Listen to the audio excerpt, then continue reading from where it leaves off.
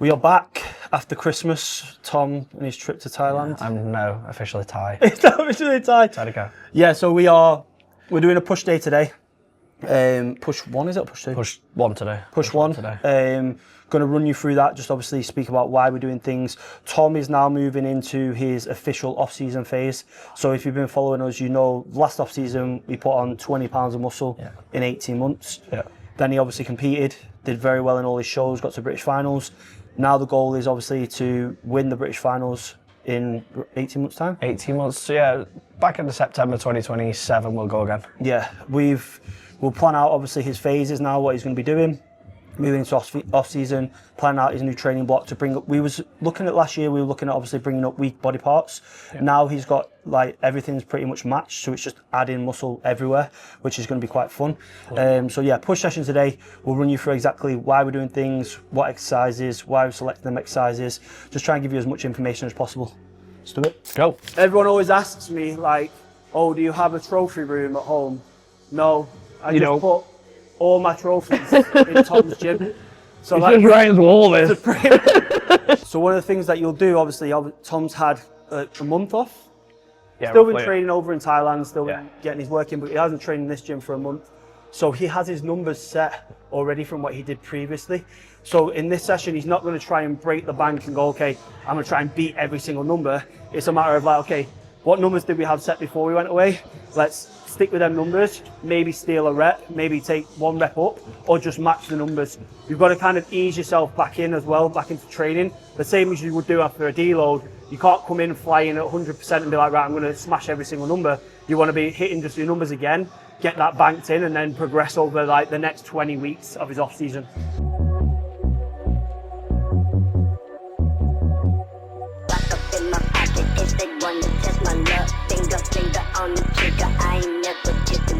So what I was getting Tom to do there is, I was getting him to hold the back of the pad with his shoulder blades and keep his chest nice and high. One of the things, a lot of the mistakes people make is when they're doing a pec deck, they'll crouch down, suppress the chest and put the chin down. If you keep your chin up and your chest up, it allows his chest to stretch instead of concave. So that's one of the cues is as that starts to happen, if you start to concave your chest, that's when we know the set's over, because you're normally using biceps for that. So yeah, just keeping that chest and the chin up nice and high, gripping the pad with your shoulder blades, just to keep it all on pecs. Yes. 3, easy, come on then. Strong, mate. Yep. Easy for you this round, come on, come on, come on, come on. Let's go. 8, come on then. 9, all you, all you. 10, yes, here we go. Yep.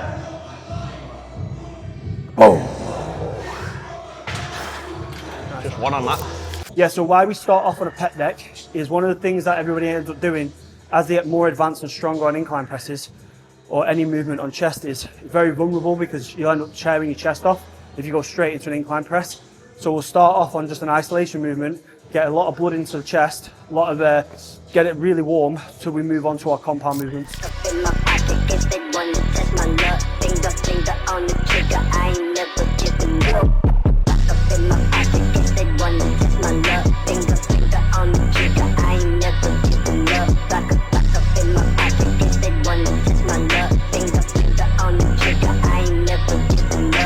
Let's go, come on.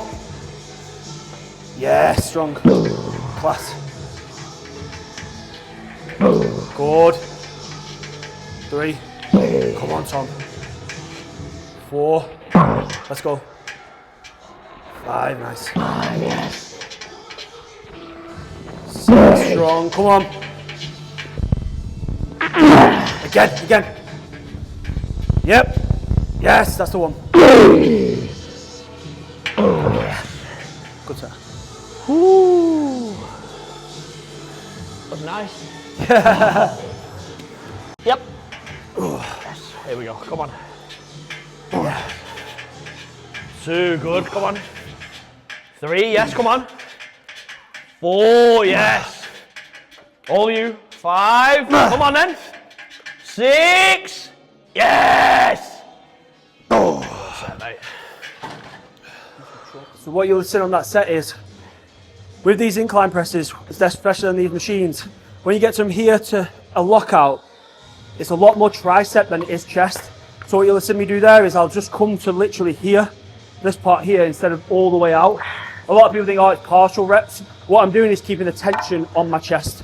So when you do, if your chest is lacking, think about just stretching your chest fully and then just to here rather than the full lockout from tricep. So this is the beauty of having a gym that somebody who competes owns.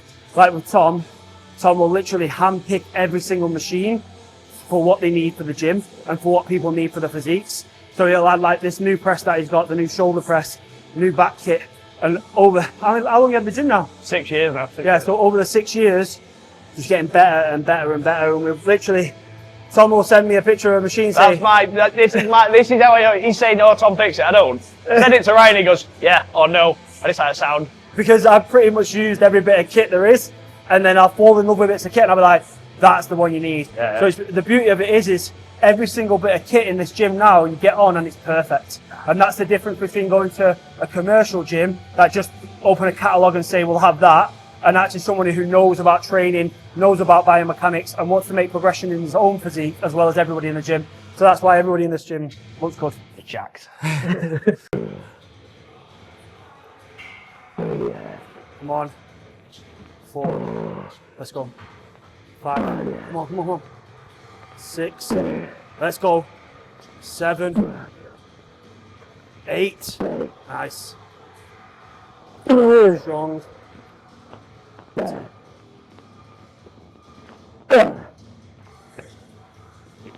Come on.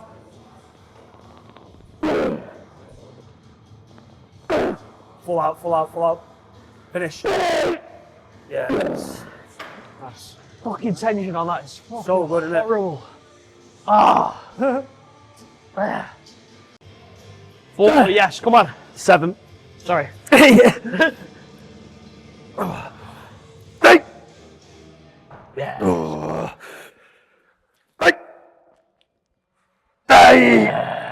Mine. Oh. Cut about fucking 7 reps off my head. What? 3. I'm not 3. 7. We made it all the way through. Come on then. 3. 4, yes, come on. 6, good, come on. 7, yes. Come on then. 8. There we go. Oh, yeah. Up. Oh, set, mate. 6. Woo. Yep. Come on. 2. Let's go. 3. Perfect. 4. Oh, yeah. Come on. 5. 6. Nice. Come on. 7. 8. 9.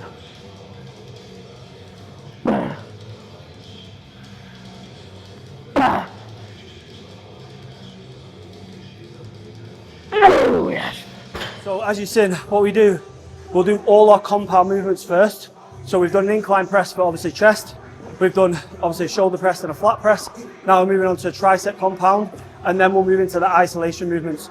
Because of push, everything ties itself into it. So when you're doing a flat press, it's going to be front delts, still triceps. When you do an incline press, it's still front delts, triceps. So grouping them all together makes sense. Get all the heavy hard work out of the way, and then move on to isolations. Eyes full of tears, had a lost in the mirror. You see by her face that she's had enough. All of us out here setting up shop, trying to move off the block. If you need to pick up a pack, you know you gotta come to the spot. Trying to move off the block, trying to move off the block. Come on. Oh. 5.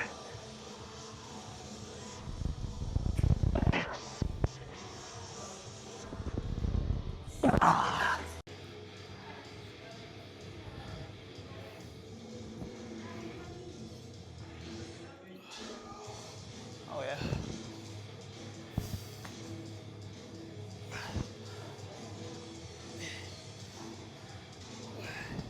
Come on, man. Come on, come on, come on, come on. Hey.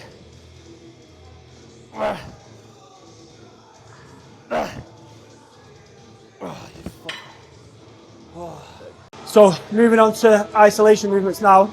The reason we use a bench is so we've got something to press against and keep stability.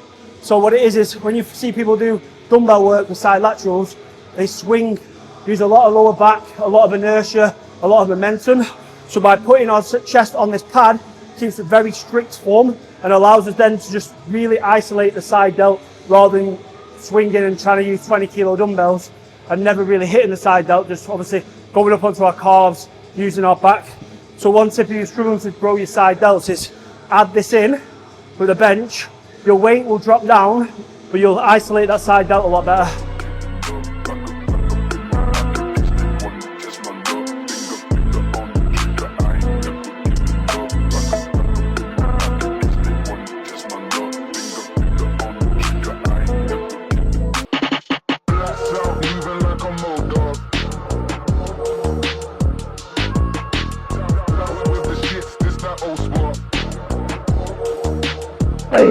So what you'll see here with Tom is he's not going straight out to the side because you want to keep it in that line of force on that medial delt.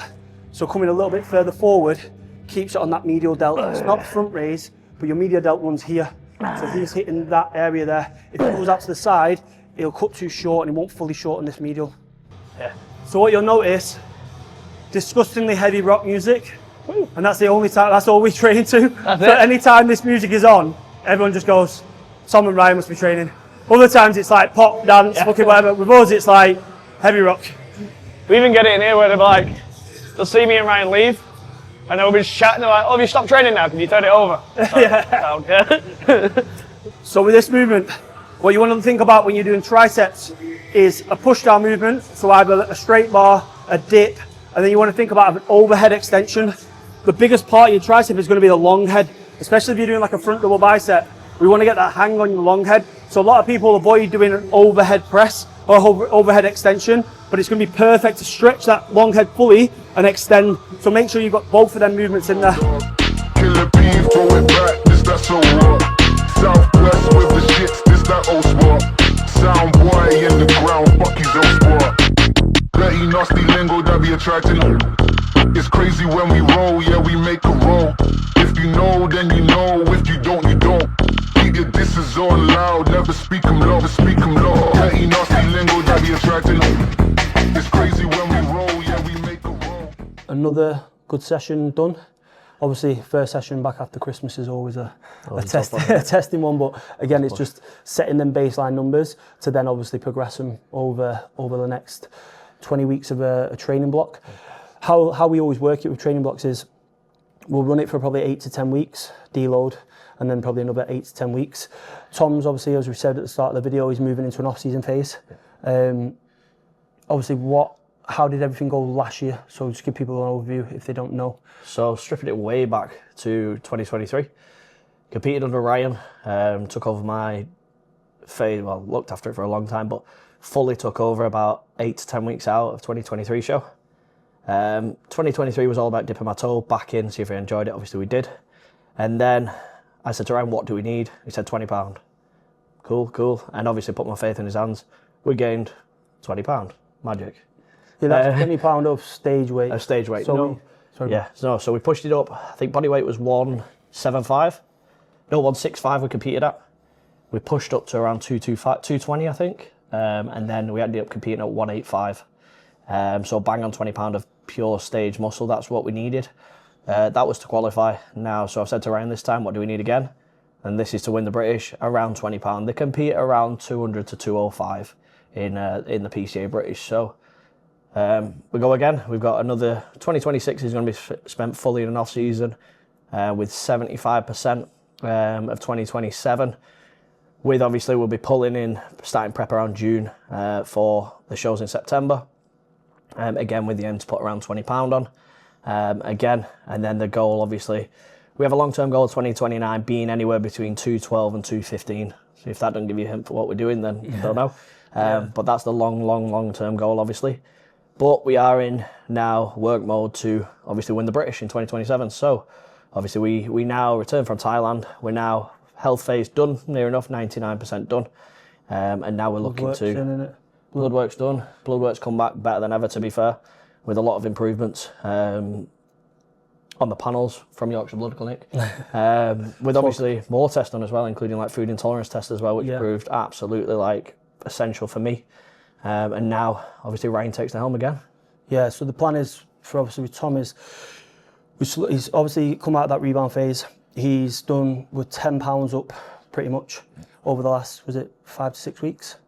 Yeah, probably. So we're now actually at his all-time heaviest that he was in the off-season pretty much before we started prep.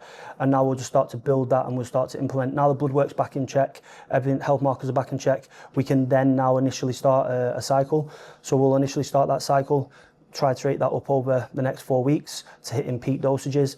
And then we'll run that for another 10 weeks, see where his blood work's at. If we get the green light and the blood work's okay at that 10-week mark, we'll then obviously push again to about 20 weeks. And that's how we rinse and repeat it. We go every 10 weeks, we'll get blood work. If blood work and health markers are in check and it gives us the green light to carry on pushing, we will do. If it isn't and something's off, we can then pull back. But the way we set up the health protocols, the way we set up the cycle design, we make sure that that's in good spot. And that's where it comes down to using the right anabolics and the right cycle design so you don't cut that off-season short. And that's where you're able to gain 20 pounds of stage muscle. The other things that we've got going for coaching, obviously if no one knows, which you pretty much all know, Tom works with me at Purpose Driven. We've got a lot of plans in place for 2026. We looked at our overall coaching process and really like service, like level of results are great. So we're thinking like, how can we give back to our clientele? And the way we thought about it was, we want to have bigger impact. We don't just want it to be coach-client relationship. We've got a decent amount of clients now that we have a one-to-one relationship with, but we want to build a community. So we're going to be putting on lifting workshops every quarter. So January, and then when did we say? I said March, April time, and then like June, July. Every quarter we'll put on a lifting workshop where everybody can come together. So that's what we're going to plan out now. And we'll put on together like obviously how to train, your mindset, so thinking about habits, routines, and just really bringing our whole clientele together and building a bigger community of people who are like-minded, who've all got the same goal. We've done it in the past, but not as consistently, and we're obviously looking to refine that and moving into 2026. So we've got a lot of plans, a lot of big goals for the company. Again, like I say, not just to create transformations, 8-week, 12-week transformations. We want this to be a bigger impact, so then other people then can have a bigger community of people like-minded. So we're very excited for the next year coming up. We've got the 8-week Elite Physique running. That's going to start on the 5th of January, which would be great. That's brought on another 30 people, which is phenomenal. The results that we get from that are next level. Right. We're going to do a lot more videos together, showing you the ins and outs of obviously bodybuilding. Tom's also got his YouTube channel as well, so he's been documenting a lot more than I have. Ryan's number one fan now. Yeah, I'm his number one fan, to be fair. His videos are great, so check them out as well. And we'll get another video in next week. Thanks a lot, guys. Gosh, thank you.